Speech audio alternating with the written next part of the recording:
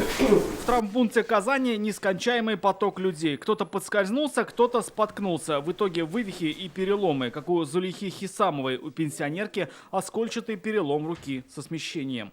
Упала у подъезда на улице и на руку.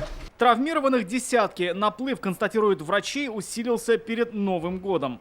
Только что еду из клиники, уже пациент поступил, уже начал отмечать новогодние праздники. И буквально вот на улице гололед.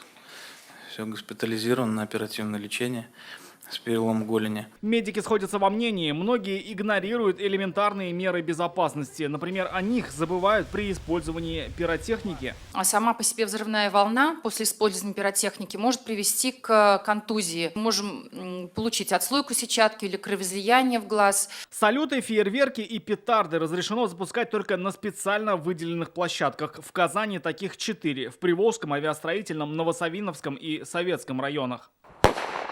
Другой бич новогодних каникул – алкогольное отравление. Пьют так, что приходится госпитализировать. Сейчас также отделение переполнено на данный момент, и это, в общем-то, не заканчивается до конца январских праздников, до 10 числа. В этот период нужна особая бдительность, предупреждает уже МВД. При ЧС звонить по указанным на экране номерам. Это телефоны экстренных служб. Единая служба спасения 112. На массовых мероприятиях нужно следить за своими детьми, научить их не вступать в диалог с незнакомцами и лучше всего провести новогодние праздники в кругу семьи. Есть возможность поиграть в настольные игры, почитать вместе книжки. Мы не исключаем посещение елок, и прогулки на свежем воздухе. В новогодние праздники количество обращений к врачам возрастает на треть. С 31 декабря по 9 января травмпункты будут принимать пациентов независимо от места прописки и поликлиники каждый день с 9 утра и до 6 вечера.